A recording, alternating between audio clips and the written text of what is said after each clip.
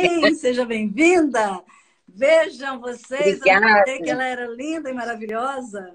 Ela é linda, Janine é linda, linda por dentro, linda por fora. E, e mais linda ainda, Janine, por ter concordado em compartilhar a sua experiência, que ajuda muita gente, pode ajudar muitos, né? E também um pouco para desmistificar a doença, porque muitas vezes nós vemos o comportamento de algumas pessoas e tendemos a julgá-las, né? A colocar rótulos, e ao invés de estender a mão para ajudar. Então, é sobre tudo isso que você sente ou sentiu com mais intensidade em um tempo da tua vida, que você vai nos contar. E para abrir, gente, boa noite para todo mundo. Eu tenho a impressão que todos que estão aqui já me conhecem, mas meu nome é Maria Pedrinha, sou psicóloga, tenho um canal recém-criado chamado Catarse Psique, cujo objetivo é trazer vivências, né, de pessoas diversas, de diversas áreas de vida, com diversas experiências, para que possamos compartilhar isso com as pessoas, né, com todos, para a gente entender os vários olhares que a vida nos traz, né? E quando a gente percebe que uma pessoa conseguiu vencer ou consegue se contornar toda uma situação, a gente vê que a gente também consegue. Então, esse é o objetivo. É mais um canal de ajuda, é mais um canal de processamento da nossa catarse, da nossa psique, e é por isso que estamos juntos. Janine, minha querida, eu gostaria que você se apresentasse, falasse quem é você, e aí, se você optar por contar a sua história de vez, ok. Se você quiser que eu vá fazendo perguntas, também fique à vontade. A palavra é tua. Eu prefiro ser conduzida, na verdade, assim por você. Tá bom. Eu sou Janine Barbosa Proaz, é o nome todo, né? Falando aqui. E tive nessa. Já não estava finalzinho de pandemia, quando realmente eu tive um surto medicamentoso, né? E que ele, quando tratei, já caiu direto no meu programa primário, que foi o transtorno do pânico. Não foi a primeira vez que eu senti. Eu senti a primeira vez, eu tinha 16 anos de idade, e até então teve umas 3 recidivas em 5 anos, coisas assim de diferença, né? De um transtorno para o outro. E tem tudo isso que você falou. Realmente, as pessoas acharem que quem vai em psiquiatra é louco, quem está fazendo terapia não é legal, que a pessoa ela tem alguma coisa a menos, ela não é inteligente bastante, o que é firula, o que é que ela tá tipo de fazendo denguinho, e não é, sabe? Não, realmente é muito difícil. Você tem que ter muita fé, muita resiliência, muita persistência, dar o seu melhor todos os dias, mesmo que às vezes você não acredite, mas você acreditar naquele 1% que você tem ali, né? Uhum. E estou aqui pronta para essas perguntas. Muito bem. Então, vamos lá. Janine, desculpe, você pode... É demais para você falar a sua idade? Não, não, tem que ser segredo. Segredo, segredo. Muita gente não Tá sabe. bom, tá bom, respeito. Mas, para vocês verem, é uma pessoa bastante jovem e tem dois Mais ou menos, filhos. né, gente? Tem 2 filhos maravilhosos, né? Tem todos os desafios que uma mulher tem, né? Que são os desafios de criar filhos e com todas as dificuldades que nós sabemos, na maioria das vezes, isso a mulher faz muito sozinha, né? Infelizmente não é o que a gente deseja, em geral, a gente faz muito sozinho. Mas eu queria muito que você contasse para nós, assim, essa parte, né? Quando você teve filhos, como é que foi isso com seus filhos e tal, e o que você acha, e como foi o seu primeiro ataque de pânico, E agora, por último, né, quando você teve que buscar ajuda medicamentosa, como aconteceram esses ataques de pânico? Você pode falar assim para gente? Sim. O primeiro ataque de pânico realmente que eu tive foi no pós-parto do meu filho mais velho, o Breno. Eu não entendia nada. Na verdade, eu achei que eu estava ficando louca, porque era tanta. Eu do nada começava a estranhar o lugar, a me dar taquicardia, eu sentia a mão suando, era frio, calor, onda, uma coisa, uma insegurança, um medo de. Você não sabe do que. Na verdade, você não consegue explicar de onde está vindo aquele medo, sabe? E é um medo muito grande, você treme tudo. É uma adrenalina, uma descarga de adrenalina. E até então não sabia sobre a doença, né? Não tinha estudado nem lido sobre ela, não tinha. Fiquei perdida, foi difícil o tratamento. Acho que foi o mais difícil, até por a adesão, eu aceitar ir numa psiquiatra, porque eu também tinha preconceito. E eu falava assim, eu não tô louca. Não. Aí eu pensava, não, eu tô louca sim, porque eu tô com medo e não sei do que, né? A gente tem que saber do que a gente tem medo. E com um filho recém-nascido, eu nem dormia. Então era Uhum. uma coisa. Agora, eu não tive rejeição da criança, então eu sentia muito amor. Mas eu sentia, por eu não poder dar aquele carinho, porque a minha angústia era muito. Então, eu queria ficar andando, queria ficar distraindo, eu queria ficar conversando. Aí eu sentia por não poder estar ali 100%, na verdade. Então, essa foi a primeira. E a Uhum. última, em janeiro agora, né, que aconteceu. E a qual foi da última mesmo que você me perguntou sobre foi os desafios? Assim, E- bom, você já falou, né, que teve o primeiro ali mais próximo do primeiro filho, né? Então, que você, apesar de sentir o amor, você tinha toda uma angústia que você não sabia a que ligar e falava muito, e aí passava pela tua cabeça, e certamente alguém pode ter falado que você estava ficando louca, né? Que as coisas estavam fugindo do controle, que você não estava controlável, provavelmente.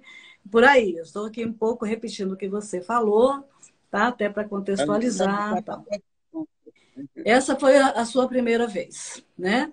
Assim, você perdia Sim. sono com isso, você acordava de madrugada Não, nem dormia, né? você Eu nem nem dormia. dorme, na verdade. Tá? Então, É isso foi tanta ansiedade. isso. Isso foi então foi lá já da primeira vez, por volta de 16 anos, o que já foi algo muito pesado para você, Sim. né? Aí outras coisas aconteceram, outros episódios possivelmente aconteceu nesse período, né? De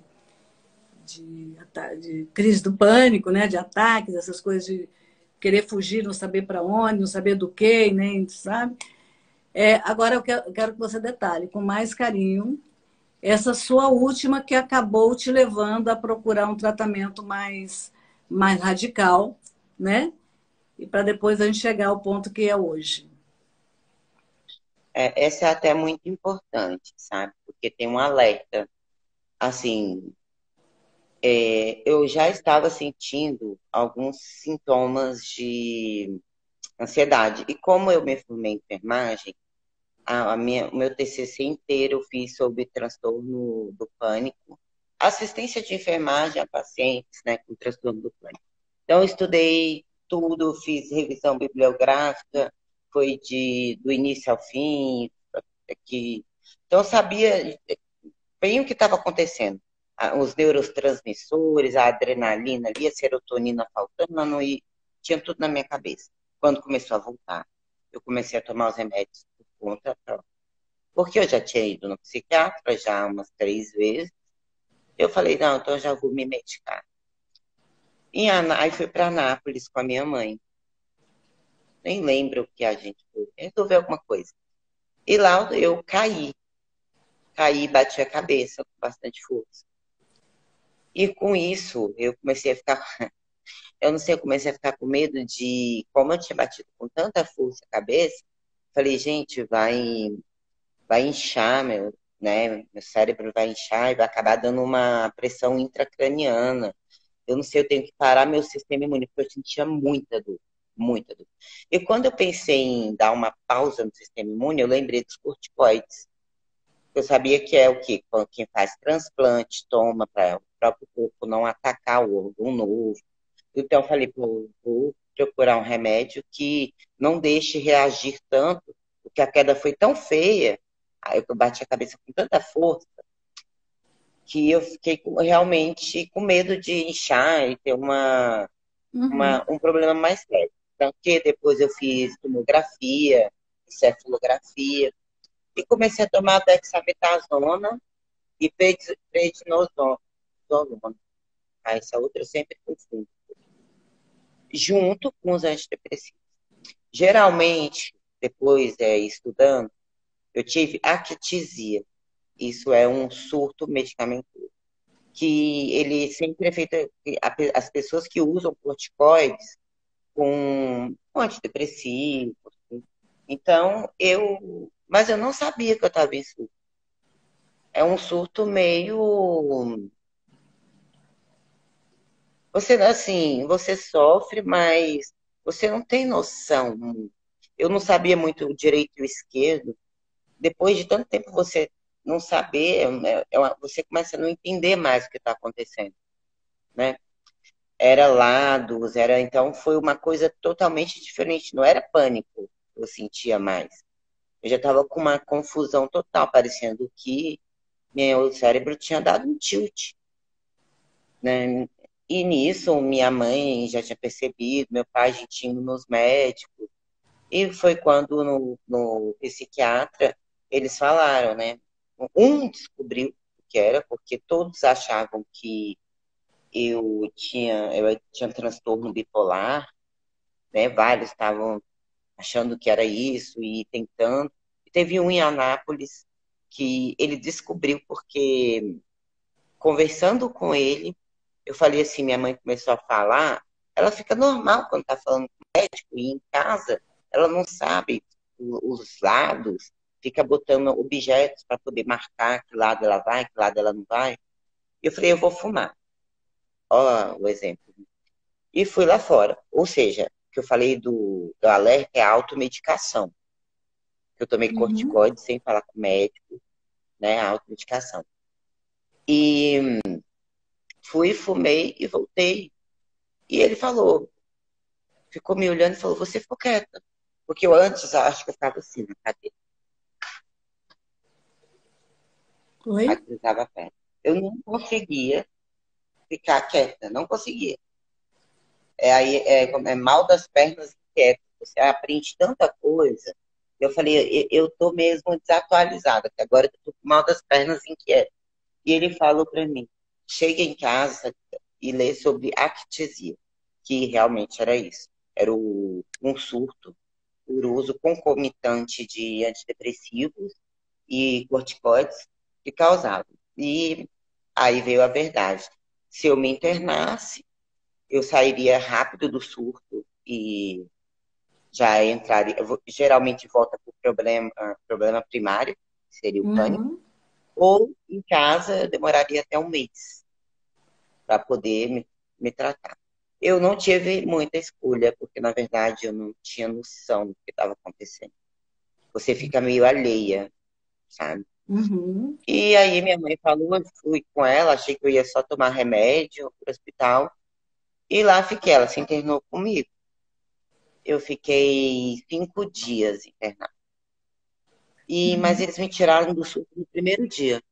No primeiro dia, no outro dia de manhã, eu já estava entendendo, chateada com a minha mãe, que ela tinha me enganado, já Uhum. estava querendo sair, e já estava aí, já estava uma ansiedade, uma coisa, uma. Então foi um transtorno do pânico punk, muito mais punk, porque veio antes, né, com esse surto, que ele deixa algumas sequelas de traumas, assim, na gente por um tempo. Tá. Você começa a ter medo de um dia ter um surto de novo, até você conversar com seu médico e ver que você vai ter esse surto, se interagir os remédios, que realmente estão mexendo com neurotransmissores, né? É o Uhum. cérebro se comunicando, mandando, emitindo, né, as mensagens. Uhum. Então, esse foi o mais difícil. Mais difícil, A né? recuperação lenta foi. Recuperação lenta com a sua ajuda, no, fazendo TCC, com Uhum. respirações, isso depois já que eu tinha saído da clínica, né, para ansiedades e tudo. O apoio da minha família foi muito importante. E o tratamento psiquiátrico também, que Uhum. aí você tem que realmente dar graças a Deus que existe um remédio que te ajuda. Uhum. E não olhar para ele com aquele olhar de censura, sabe? Tá, Ver que é mais normal que a gente tem. agora, Janine, antes de tudo, um ataque de pânico, ele costuma durar entre 15 e 30 minutos, né? Uma crise. Sim. Quando ele começa a repetir, a gente já vai falar em agorafobia. Eu quero saber se você Medo do mesmo. chegou a ter esse tipo de fobia, assim, de não querer andar em público, de não ter, andar, usar transportes públicos. O que que se passava? Por que você não dormia? Como você mantinha aquele seu estado de ativa e alerta o tempo inteiro? Como que isso se passava? Você tinha raciocínio sobre o que estava acontecendo, assim, com teus filhos, com teus pais, com o seu entorno? Você mora em Brasília, não é isso? Sim, Você tinha um raciocínio assim sobre o seu entorno? Como é que era isso? Fale um pouco sobre isso para nós. tinha. E o mais, assim,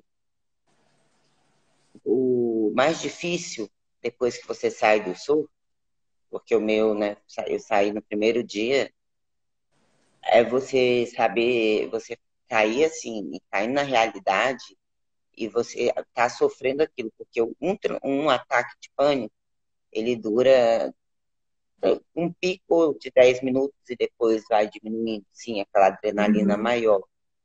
Mas quando começa a ter mais de 4 ataques seguidos, vários sintomas psicossomáticos, a gente tem o transtorno do pânico, que vem com a agorafobia, porque você começa a ter medo de ter aquele ataque de novo. Então você começa a evitar os lugares que você teve ataque.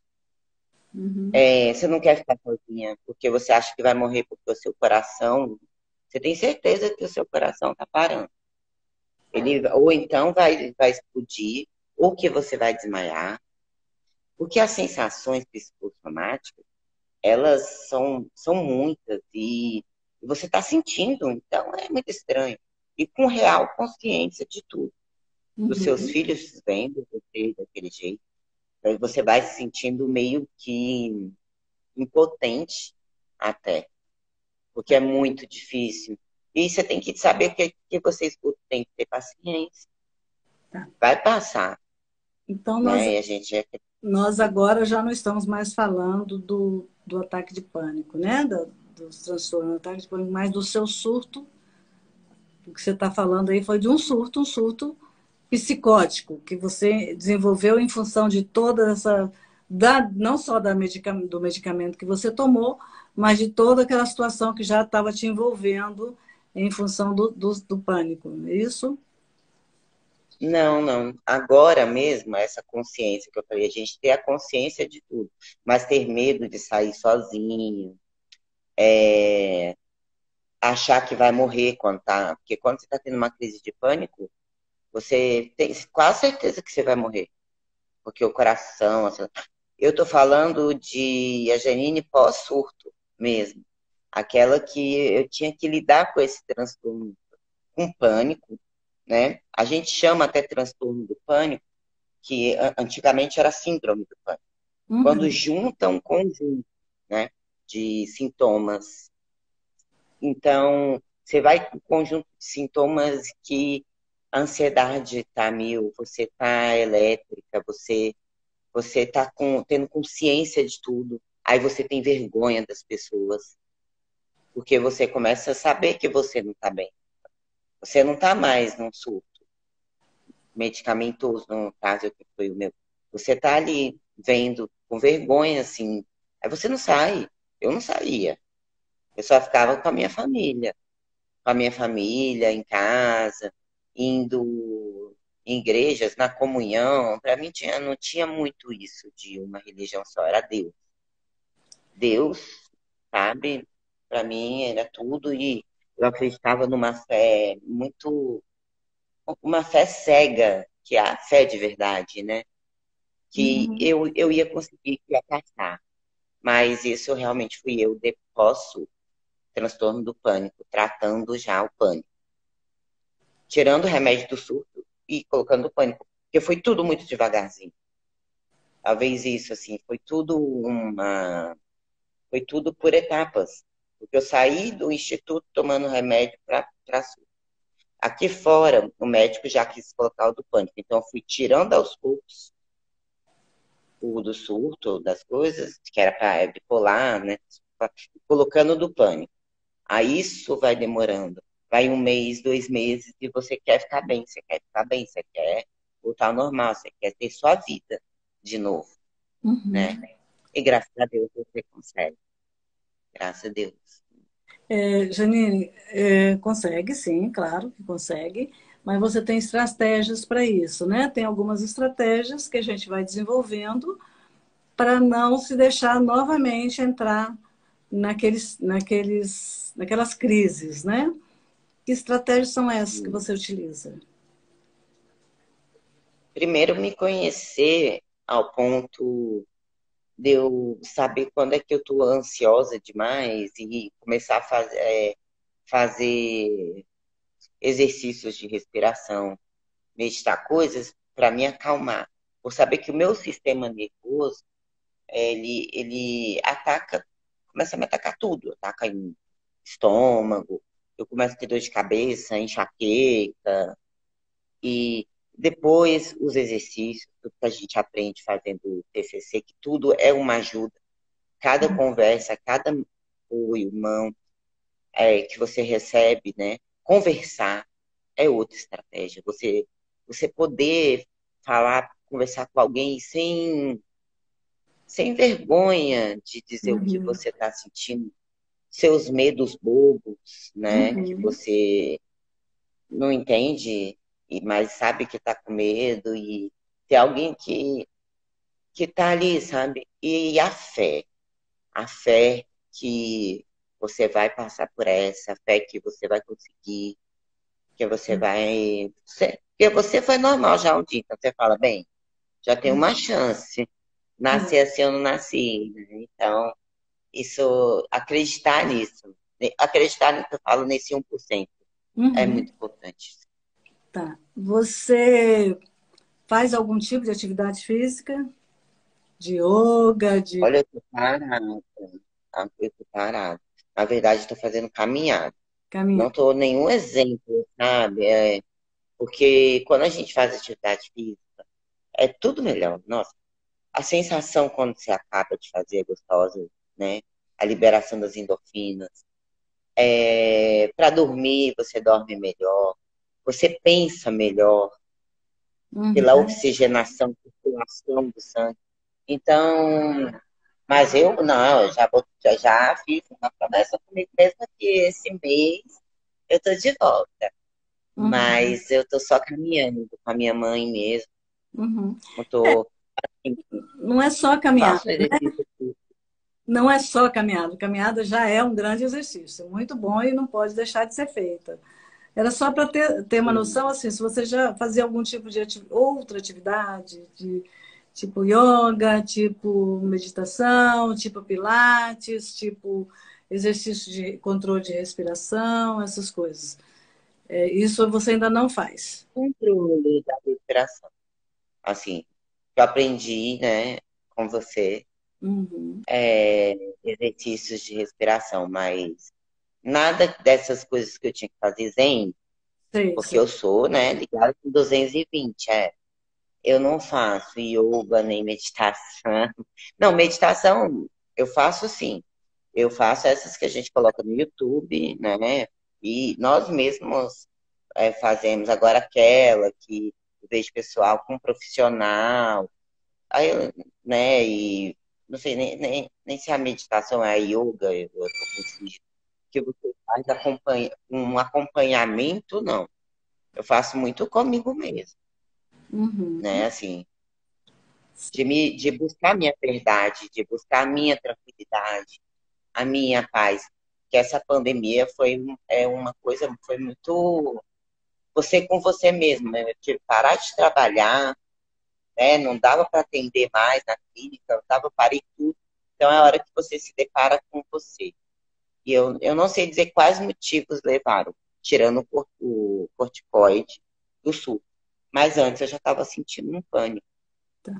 Então, uma coisa vai levando a outra. É uma sequência, né, Janine? Você começa com um processo ansioso, de ansiedade, aí desse processo de ansiedade ele vai se desenvolvendo a um ponto que acontece alguma coisa que acontece conosco, que nos toca, uma ruptura, qualquer que seja, né? Qualquer tipo Sim, de vida, de vivência que vem. gatilho, né? Muitas vezes aquele processo de ansiedade e tal, que converge muito, te leva para quê? Para alguns sintomas mais de depressão, né? Então você fica um pouco deprimido, sua baixa estima diminui e a sua insegurança aumenta, e isso vai levando, né, a eventuais ataques de pânico. Então, assim, você está tão fragilizado que, de repente, você, do nada, sem saber o que aconteceu e por quê, você começa, seu coração parece que vai explodir, parece que tem um monte de gente que está querendo falar com você que você não consegue enxergar. E aí você começa a visualizar, muitas vezes, não necessariamente todos os ataques, mas você começa a visualizar coisas que parecem que vão te atingir, né? E aí você gera um medo tão grande que te paralisa. Então, assim, no geral, essas coisas a gente ouve das pessoas que passam por aí, né?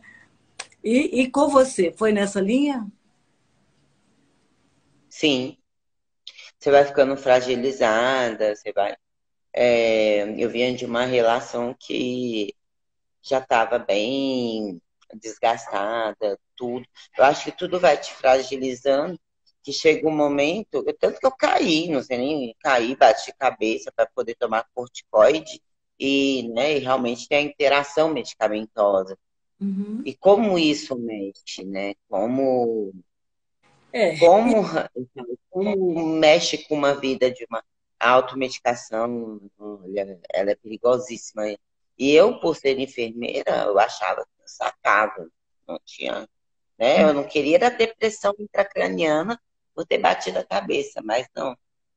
Então, é assim mesmo, do jeito que você falou, é. não é uma situação, você Aham. já não está muito bem, tem um gatilho, aí pronto, dá aquela Isso. estourada né, e você começa a ter uma primeira crise de pânico, que já gera o medo de você ter uma segunda crise de pânico, Uhum. e porque é muito ruim uma crise de pânico, É. realmente é muito ruim, você acha que vai morrer, você tem certeza, você vai, ou que você vai desmaiar, e não e é uma coisa que gela o corpo, e esquenta o corpo, e é, É é punk, né? difícil. Como diz você, é punk mesmo. Pânico, pânico.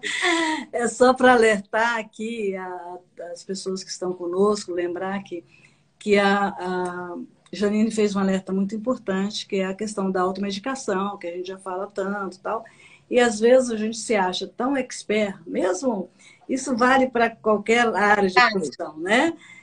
No caso dela, enfermagem, até médicos, né, de outras áreas e tal, acham que de repente, pô, se eu tomar isso resolve. Né? Eu conheço tanto de medicamentos, se eu tomar isso resolve antes de saber exatamente o que tem. Então, esse é um alerta muito importante que você fez, que eu estou reforçando aqui, que é a questão da automedicação.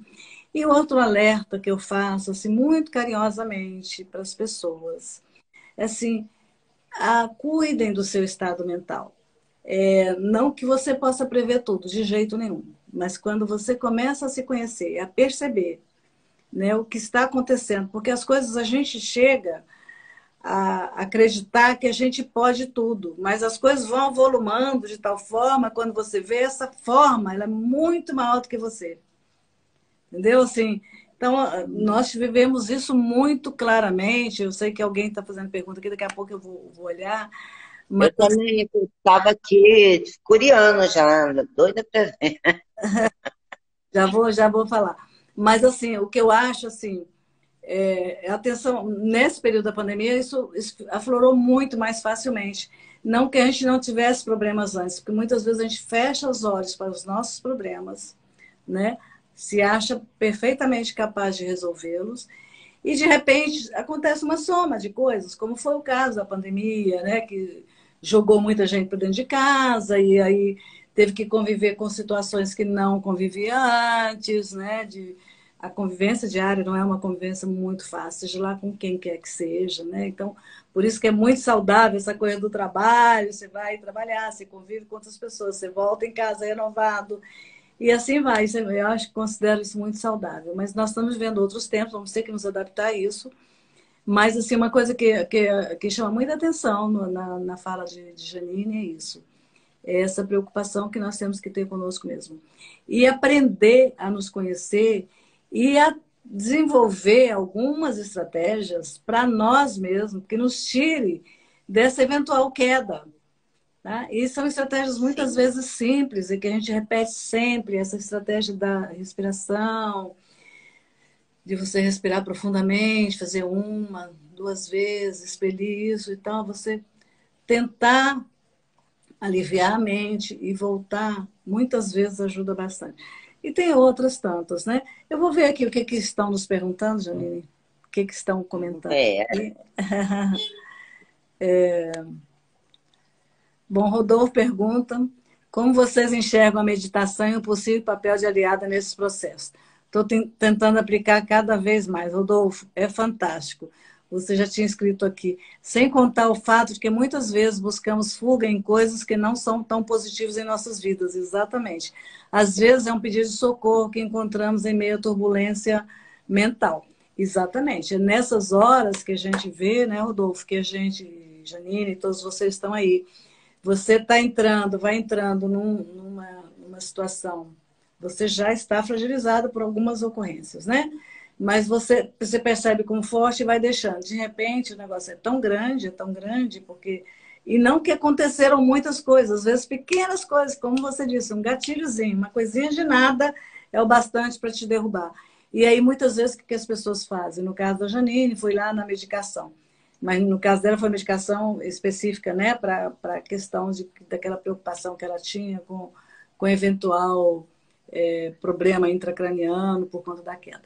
Mas o que as pessoas procuram na medicação, nas drogas, né, e em outros aditivos, tipo na bebida, né? álcool, É, né, assim, como se fossem substitutivos ou amparadores de suas dores, né? E aí isso é o que acontece. O Rodolfo falou outra coisa. Antes de passar para outras perguntas, vamos falar aqui. Na meditação. Rodolfo, meditação é uma das estratégias mais eficazes para tudo e qualquer coisa, e até para nada, até para você viver, até para você estar no dia a dia buscando os seus significados, né? Não só ressignificando, porque você ressignifica aquilo que não é bom, mas até para buscar os seus significados. É muito importante. Eu tenho trabalhado muito com isso, porque eu vejo que as pessoas têm muita dificuldade de parar para meditar. Essa parada para meditação, para muita gente que está nessa rotina enlouquecida, é muito difícil. Porque a pessoa não consigo meditar, porque os problemas ficam aqui, bate para todo lado, e eu não consigo parar para. Insistir, gente, tudo é prática. Se eu não consigo fazer uma meditação de 5 minutos, eu tento fazer uma de um. E não é fácil para ninguém. ou Eu, vai quando com comecei a fazer o contato com a Milagre da Manhã, lá em natureza também. 2017, eu tinha essa dificuldade. Aí eu usava a estratégia seguinte, eu parada na posição, na musiquinha lá de meditação, e os problemas pululando, daqui a pouco tem que sair, que eu tenho que pular o café da minha mãe, eu tenho que fazer o que eu tenho que ir para o trabalho, e as coisas pulando, eu pensava assim, tô meditando, tô meditando, tô meditando, tô meditando. Eu colocava Querendo ficar aquela crença limpando. em mim de que eu estava meditando, e eu ia falando isso. E seja ou não uma estratégia católica, né, vamos assim dizer, que seja recomendada, funcionou comigo, porque assim, você tem que mudar a sua linha de pensamento para você parar e limpar a sua mente de qualquer outro pensamento, né?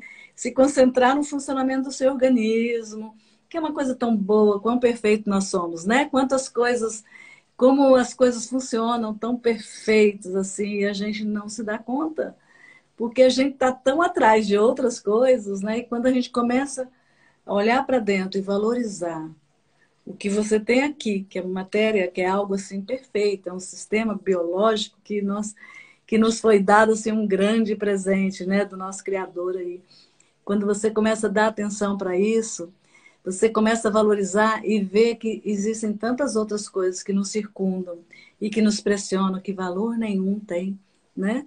E a gente fica amplificando esses valores e trazendo para nós algo que só nos maltrata, né? Que é muitas vezes nos comparando com outras pessoas. Ah, fulano tem isso, por que, que eu não tenho? Fulano conseguiu isso. Poxa, ele está indo para o Japão, por que, que eu também não vou? Porque eu sou incapaz, porque eu sou infeliz. E começo a criar tantos problemas para mim que isso gera transtornos diversos, transtornos mentais diversos, né? Mas, Janine, desculpe que eu acabo que estou falando bastante, você pode falar. Não, Rodolfo, estou lendo aqui, estou até agora lendo. é, Quero mandar um beijo para todo mundo que falou comigo, eu estava lendo aí. ah, Rafa, foi meu amigo de infância, né? é, O Rodolfo, o pessoal aí que está presente. muito bem. Obrigada, gente. O Maurício acrescentou, Maurício é uma pessoa incrível, sabe? Ele é uma pessoa incrível, ele é um dos colegas lá dos terapeutas de elite, e ele está fazendo um comentário aí, quer dizer, muitas vezes a pessoa tem uma necessidade de ser vista. Para isso, algumas ficam doentes cada vez mais e se vitimizam o tempo todo, se Beleza. achando Sim. coitadinhos, né? Quer dizer, buscando, esquecendo que dentro de cada um de nós existe um guerreiro. Porque ele está lá parado, é só puxar. A nossa criança, ela sai de vez em quando ótima, mas por que buscar a vítima, o sofredor, o coitadinho, aquele que vai atrair atenção pelo, pelo lado ruim, pelo lado negativo? A gente não precisa disso, né? Mas É acontece. Então é uma. bom a gente tomar conhecimento de que isso acontece para ajudar as pessoas a sair disso. Muito bem, A Maurício. gente que não quer, às vezes, tomar as rédeas, né, da própria vida, É, sabe? Porque é a aquela gente. coisa de você meter o peito e ir de frente. Porque quando você se vitimiza, você quer que as pessoas façam por você, tenham pena de você. Ai, coitadinha dela, ela teve isso, ela teve aquilo. E não teve, já está lá no passado, É né? verdade. É bom quando a gente tem que querer isso, É, qual o sentido. quando a gente Não que para, tudo isso né? vai ser fácil. Para de achar que a responsabilidade da nossa vida é de outro, né? Que é nossa. A gente se dá conta Sim, disso, sim. como o Rodolfo até comentou agora, nós somos um Deus enfaixado, a gente se dá conta de quanto poderosos nós somos, né? Porque existe dentro de nós uma centelha divina, e eu não canso de falar nisso. E quando a gente se dá conta disso, gente, quanto que a gente pode fazer? Isso sai de dentro da gente como faixas de energias incríveis, né? E é tão melhor quando isso faz, porque você sabe que atinge o outro e traz coisas boas de volta, atinge o outro de coisas boas, né? E, e, o, o e é muito difícil mesmo, viu, o Maurício? Se as pessoas não se dão conta das suas necessidades, elas não buscam ajuda e fica mais difícil a gente ajudar. Oi, Dani. Dani, é isso aí. Quem de nós não esteve, né, Maurício? Quem de nós já não esteve nessa posição de vítima? Muitas vezes nas nossas vidas, né, a gente antes a gente vai se desenvolvendo a cada. Todos nós estamos em pontos diferentes de evolução, estamos crescendo aí, que é a nossa passagem aqui é para isso, né, para esse crescimento. Mas muitas e muitas vezes nós convivemos com a vitimazinha que tinha dentro da gente e tentou, né, atrair atenção em função dessa vítimazinha. Não é mérito de um nem de outro, a maioria de nós já fez isso. Mas o bom é a gente reconhecer que já fez isso e entender que essa vítima não nos pertence, que nós somos os grandes guerreiros, né, que Deus trouxe aqui para essa terra.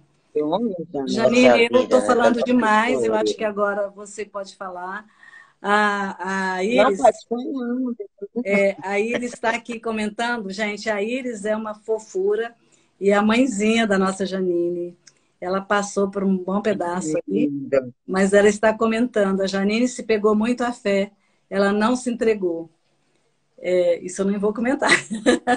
Mas ela está falando que Pedrinha ajudou e ajuda muito com terapias. Na verdade, ela nem precisa disso. Ela está muito bem e vai. Realmente, todos nós precisamos, na verdade, né, gente? Isso aí a gente fala assim, mas todos nós precisamos de ajuda, de uma boa companhia para nos ouvir bem, para nos orientar direitinho. É, Janine, eu deixo a palavra com você, para você comentar aí o que você quiser, para a gente não Boa ficar noite, muito Aline. tempo. Pode falar. Ah, o quê? Não, não sei. Tava lendo ali, Pedrinho. Agora estou perdida, não sei, não tava. Vi que você falou da minha mãe, estava lendo a mensagem dela e fui procurar, né? Uhum. Aí você me perguntou algo. Na verdade, assim, como nós já estamos no encerramento, já fechando aqui nosso tempo, eu perguntei se você quer acrescentar alguma coisa, se você queria fazer algum comentário para nós começarmos as nossas despedidas. Não, na verdade, assim, tirando já a que eu falei da automedicação, que eu acho é que nós, né, de perto ninguém é normal, gente. Então, tem mais pessoas tendo transtornos do que a gente pensa, sabe? Eu a cada dia vou me deparando, ou quando as pessoas sabem pelo que eu passei e elas começam a conversar comigo também, eu vou vendo que as pessoas, que tem muito, e as pessoas têm vergonha, ainda tem aquele estigma, e isso é normal porque nós somos seres humanos e a gente, além do hereditário que às vezes vem, nós temos a nossa vivência com o mundo, com tudo. Então, cada pessoa assim, reage de uma forma, mas é perfeitamente normal. E o melhor, tem tratamento, tem controle, tem cura. E é muito. E não é uma coisa mágica, aí eu tenho que ter o poder da mente, é super difícil. Não, é querer. É querer viver, é querer ser feliz, sabe? Isso é o mais importante, assim. E também mandar um beijo para todo mundo que eu vi aí, que me conhece, que não me conhece também. Alminho, Bia, Aline, Nara, Uhum. beijo enorme para todos vocês, né? Eu já falei alguns. E Uhum. adorei, Pedrinha, sempre conversar com você é muito bom, né? Sou Eu, muito agradecida por tudo, tudo, tudo. Toda ajuda quando eu ainda, assim que eu saí, né? Não tinha nem uma semana que eu saí da clínica, eu já estava conversando com a Pedrinha. E foi muito importante, sabe? Acho que são esses tipos de atitudes que enobrecem a pessoa e o ser humano, porque isso vale mais do que dinheiro. É uma mão que se estende, é uma pessoa que ela quer te ajudar de verdade. Então, obrigada de coração. É Imagina. um prazer estar falando com você. Eu estou muito feliz de você ter aceitado, né? Rodolfo, Maurício, todos vocês aí que fizeram comentários muito importantes. Assim, a gente realmente não tem que ter vergonha dessa vulnerabilidade, até reforçando o que foi dito. Todos nós somos vulneráveis, mas nós também somos capazes de nos recriar, porque nós somos filhos de Deus perfeitos e nos tornamos imperfeitos quando não reconhecemos isso, né? Então, assim, buscar ajuda, gente, não é uma falha. Buscar ajuda é reconhecer que eu mereço. Então, merecer, o merecimento de uma vida melhor, de um olhar melhor, né? De uma valorização melhor, é muito importante. Então, cuidem de vocês, se cuidem, cuidem das pessoas que estão à volta, prestem atenção, sem julgamentos. Muitas vezes a gente vê um adolescente, acabei de perder um cliente de 15 anos com suicídio. Às vezes a gente vê um adolescente tão envolto lá no seu celular, você não está sabendo o que está passando na cabeça daquela criança. Você tenta o diálogo não vem, porque ele não tem mais, ele nem quer, a capacidade dele, o negócio é estar concentrado. Então, atentem para coisas desse tipo. Isso não estou falando em criança, estou falando em jovem, mas isso acontece com muita gente. As pessoas estão muito voltadas para aquilo que elas acham que acrescenta alguma coisa, esquecendo de si mesmas.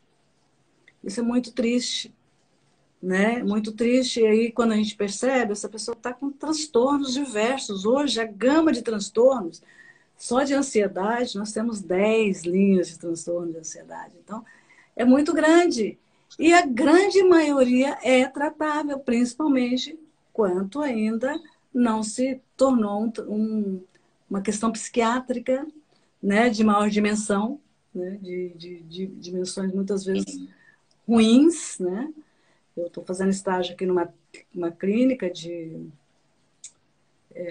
uma clínica psiquiátrica, ela é mais voltada para quem usa substâncias, né? Drogas, outras coisas, álcool e tal, mas tem muita gente com esquizofrenia e com outras doenças, surtos psicóticos mil, as pessoas enxergam mil coisas, que infelizmente na vida elas agregaram essas substâncias, entendeu? Então é muito difícil, a gente tem que, às vezes a pessoa procura droga e fica falando que fulano é um drogado, mas você não sabe. Muitas vezes leva por influência, sim, mas muitas vezes é pela fragilidade. Então a gente tem que estar atento. O pré-julgamento, ele é cruel, né? O julgamento é É. muito cruel, então a gente tem que ficar atento, muito atento, viu? Esse menino de 15 anos, ele veio uma vez com os pais, a segunda vez veio sozinho, na terceira já não veio. Porque ele foi, de fato, às promessas que ele vinha fazendo. Então, assim, é triste, é difícil para todo mundo, e ninguém tem que se sentir culpado, porque às vezes, bom, enfim, é uma vida, né, gente? A gente nem julga essas coisas, mas assim, só atenção. Por isso eu estou trazendo, falando muito de saúde mental. Trouxe a Janine aqui hoje, assim, estou muito feliz mesmo dela ter aceito. E vamos ver outras pessoas falando de outras doenças, para a gente discutir isso, expor isso, que isso não é o fim do mundo. As pessoas conseguem ter uma vida normal quando elas entendem e reconhecem a sua questão e buscam ajuda, né? E quando tem uma família também, a família também tem que estar junto. Sozinho é muito difícil, tudo é muito difícil. Minha amiga querida, eu te mando um beijo no seu coração, do tamanho de um bonde. Você poderia ser minha filhota e estar aqui com uma pessoa incrível. Obrigada a todos que estiveram conosco e pelos aportes que nos deram. Né? Isso realmente tem preço. Muito obrigada, gente. Beijo, gratidão, gratidão, gratidão. Até quarta. Tchau, tchau, gente. Linda. Oi, Rodolfo. Obrigada, Rodolfo. Também gostamos de ter você aqui. Qualquer dia desse, venha você falar aqui conosco. Maurício já foi convidado. Qualquer dia quero vocês aqui comigo. Beijo, tchau. Fiquem com Deus. Eu vou ler tudo agora, viu? Beijo. Beijo.